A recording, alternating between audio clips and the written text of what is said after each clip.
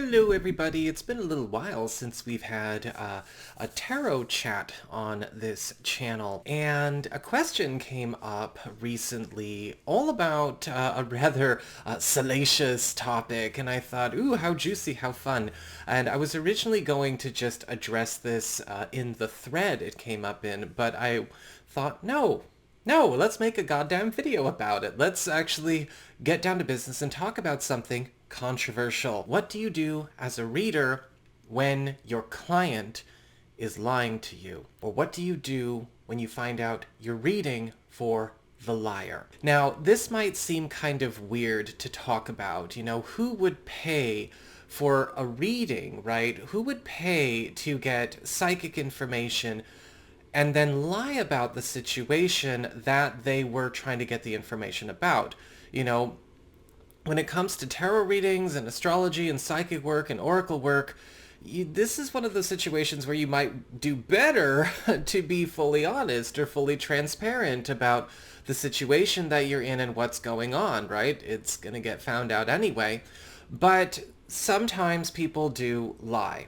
Now, it's not a common thing. I definitely want to stress that for those of you who are, looking to get into reading, or you are beginning readers. It's not going to be happening, all the time. But I've certainly noticed even in my own work on SonofSelene and Scarlet Moon that over the course of the last few years or so, it has certainly gone from a 1 in 50 occurrence to maybe a 1 in 20 occurrence. So again, not constant and certainly uncommon, but less rare than it used to be. Before going too far into this, I do, of course, want to encourage you to first not jump to conclusions and assume that everyone is maybe trying to be a deceitful or treacherous manipulator, and they all have nefarious purposes. Sometimes you get situations where people are making honest mistakes. They have read a situation incorrectly, and they deserve the benefit of the doubt with that. Sometimes people are not quite sure of the situation that they're in, and the conclusion that they have reached is not correct. That does not a liar make. That makes a person that could be mistaken. And so you don't want to assume deliberate, conscious deceit in every situation where there's an inconsistency with what is showing up in the reading and what is happening versus maybe what the client is trying to have you look at or share with what they know or think about the situation or what is going on in a given situation. And that can get complicated sometimes, especially in situations where it's like, yeah, okay, does this person really know what's going on versus this and that? And sometimes you might find out where a person is maybe telling what you can consider to be a hopeful fib. And sometimes, again, you don't want to necessarily go into that guns blazing either. Let the situation get read and just be honest as you read. But in this video, we are going to be talking more about the intensely and clearly problematic people of the world that can show up every once in a while. So, I just wanted to put this in there in the beginning so people don't assume that everybody who comes in that might be saying something that's not true, or that could be mistaken, or could be just telling a hopeful fib is necessarily a Machiavellian psychopath, because they might not be. In fact, most of the time, they are not. This is just kind of somebody who's lost their way. You're not going to be going into those deeper, darker kind of places. But in this video, we are talking about those deeper, darker kind of places. So let's proceed. And so why would people lie? First, I want to talk about when it comes to getting readings. Why would people be deceitful or creating false narratives or asking deceitful questions or trying to maybe manipulate the reader instead of get honest information? Why would anybody do that, especially if they're paying for it? You have to understand that sometimes people will create a false reality hoping it will eventually become true. In essence, try to create a fabrication that they will bring other people on board to help them manifest, right? Help believe my lies and help manifest my lies, giving energy, information, strategies, and all of these things to turn the fabrication into a truth. And while that is, yes, deceitful, right? It is a dishonest way of living. That is also, funny enough, something that has become rather commonplace in the 21st century. People will manifest with lies, and they will sometimes even succeed with that, even on a magical spiritual level, right? If you put out an idea, a proposition, or a notion, and then suddenly everyone dumps their energy and their focus and their own resources and time into it, both on the physical, mundane, and on the metaphysical, on the magical, something will manifest in that situation. It's not something I encourage doing, though, because it's also not only treacherous, it is actually quite precarious. It is an unstable creation. It is an unstable reality situation. And all it takes is one, spiritual practitioner, say like me, who might decide that they want to do a little bit of mischievous magic and throw a truth spell into a situation, and the whole thing comes undone. It is not the way you want to go about conducting your life or creating or working through any kind of spiritual, magical, or divinatory work. And it's not the way to manifest a life that's actually going to be worth a damn. But sometimes people do it. And again, in the age of social media, it has become a bit more rampant. Well, the same thing can be attempted when it comes to doing readings. Now, when we're doing readings for people, and we're, whether we're doing tarot or we're doing astrology or runes or oracle or palms or ogham or anything like that, we're not necessarily manifesting something just by talking about it. I know it can kind of feel that way if you have, a channel where you do astrology horoscopes or you do tarot forecasts, and people love to praise the messenger when they give good news, or psychically attack and shoot the messenger whenever they give bad news. Return to sender, return to sender. But you're not really manifesting anything by just talking about the weather and the traffic. But when you're doing readings for people, more often than not, you are also giving more of a bird's eye view and an X-ray view of a situation that is going on within the parameters of the reading itself. Best course of action. Okay, if this is coming up, how do I prepare for this? How do I take this? What is this person really feeling about this situation?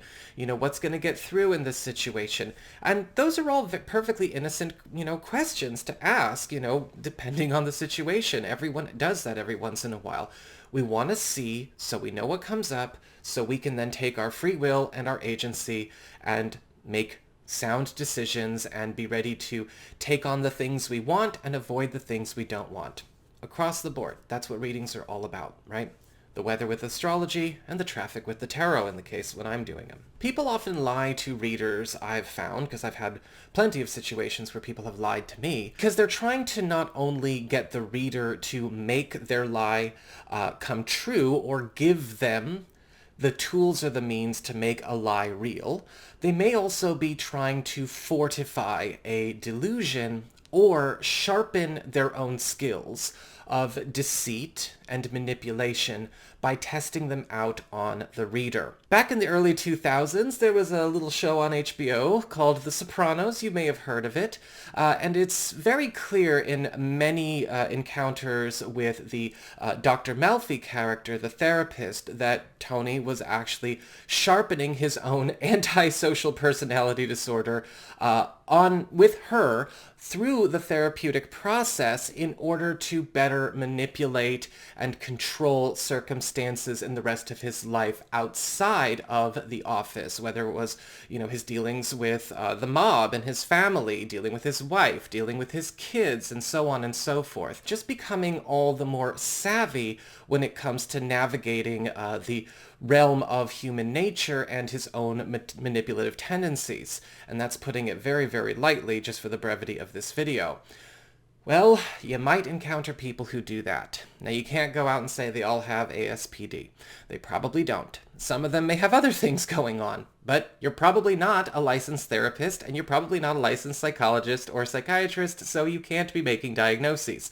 But you will encounter situations like that, where people are really just coming in to sharpen their skills, and they are learning to use those skills on you and maybe get some kind of insight or hidden information to then go apply those on people around them. And that is usually the core of what you're dealing with when you're dealing with people who lie in readings. If you are in a situation where you notice in a reading that a person is lying to you, the cards are, or whatever tool you're using, are basically saying, this is not the situation this person says it is. And I've had that come up plenty of times as well. This person is make-believing that they are in a better position with their job than they say they are. They're giving a testimony that this is what happened when this is not what happened. They're saying that they are in some kind of relationship with this person when they're really not, or whatever is going on there. The cards will tell you that. And you may find yourself in a situation where you don't know how to broach that topic. You know, what do? Do you call out the lie? Do you put the client on the spot? That might not necessarily be the best course of action, even if it is the most honest course of action. I've had plenty of situations in readings where I've had to play dumb with people, and yet at the same time also reveal the lie that they are spinning, whether it's they're just trying to fortify their own delusions, or they're trying to manipulate me into giving them shortcuts or easy answers to get away with things, or they're trying to get tools to manipulate other people. And that's my advice. Play dumb. Be honest, but play dumb.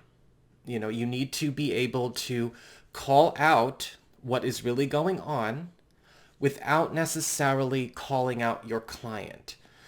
This is the way to possibly, hopefully, set things right in situations where you are aware that maybe you are reading for the bad guy or the bad gal in the situation, or set things right in a situation that it's gone horribly wrong because this person may be deluded or mistaken or have a bad idea of what's going on.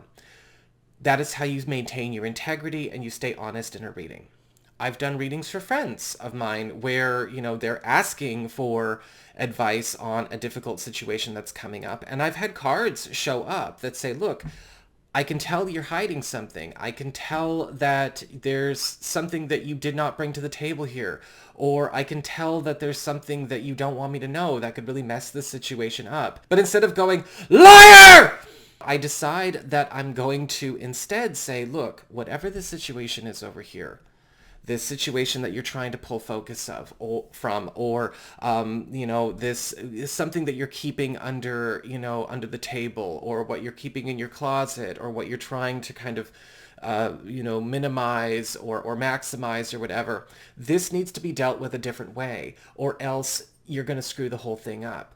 Because at the end of the day, people do want help with these readings. And, they will take that help. They will listen to that advice. Even if you're uncomfortable with a client that you're reading, or there's a subject that you don't like, or there's something about the situation that is clearly unethical as it relates to your personal ethics, or it's dishonest. Weirdly enough, more often than not, even the clients that are lying or pushing or whatever is going on will appreciate or at least respect the way that you are bringing it to the table. I don't recommend direct confrontation, and I certainly don't recommend placating people. I think if you want to maintain integrity as a reader, you need to focus on honesty over appeasement, but there is a way to be honest without having to create more drama or set the situation on fire. And so that's what you really want to think about when you're doing this. I've had people who get mad at me for the things that I say. No, this person doesn't love you back. They didn't love you in the first place. Or, no, I don't think you're going to get this job. Or, no, I don't think you're going to reverse this situation. No, I don't think this is going to happen for you. No, I don't think, I do think you're too late for this. While they might get angry or disappointed at the reading, I will, of course, not just leave them hanging there. I will, of course, then go, look, here is the best course of action towards an alternative. This is where this is really supposed to go. This is how we can turn, around and go down a better road. If it's a good client and it's a safe, healthy, sane client, it will be a situation that is appreciated. If you're dealing with a situation where you suspect that a client may be trying to turn you into a personal sponsor or a therapist or a sounding board or, again, a sharpening stone, then you still need to maintain a platform of honesty with them, but do not let them turn you into that, because that is not what you're here to be. And I've had people as well, try to pull that with me. Oh, you're a sponsor. Oh, you're a caseworker. Oh, you're this. Oh, I had an idea. Oh, this and that. You are not here to be, again, sort of an ace in the hole for somebody else every step of the way of their life, right? That is a really nasty thing that can sometimes happen when people get addicted to readings. You do need to be able to set proper boundaries in situations where that happens, because people who tend to do that will also be people who decide that they're going to lie to you. But my recommendation, again, in that situation is still be honest. It's more important that you maintain your integrity and you do your work as an honest reader instead of just appeasing people. If a person is making you uncomfortable or you are worried about what they might do, are they going to lash out? Are they going to go crazy? I've had people go apeshit before. It can be tough to give honest answers to people who are not looking for honesty. They're looking for appeasement. And it can be tough to be put in situations where you have to be the psychological rodeo clown when that's not what you signed up to do. But you have to maintain your honesty. That's all. You have to maintain your integrity when you're doing readings. Kind of weird, like, why would somebody pay to lie to another person?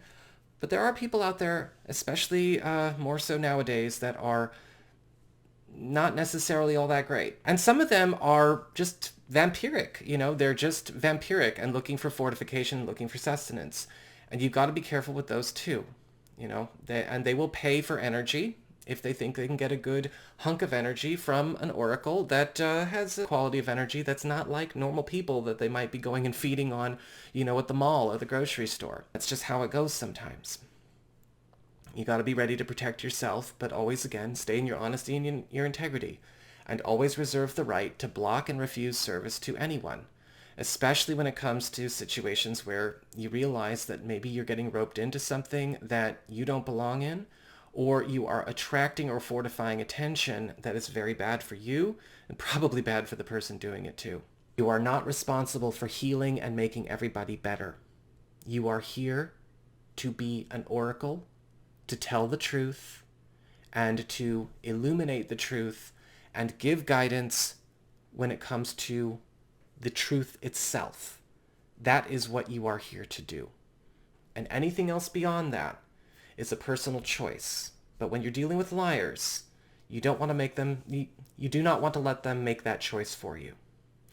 So that's what I've got for you all. I hope you enjoyed this. I expected this to be much shorter. It feels like I've only been talking for 5 minutes, but that's usually a sign that it's a good one.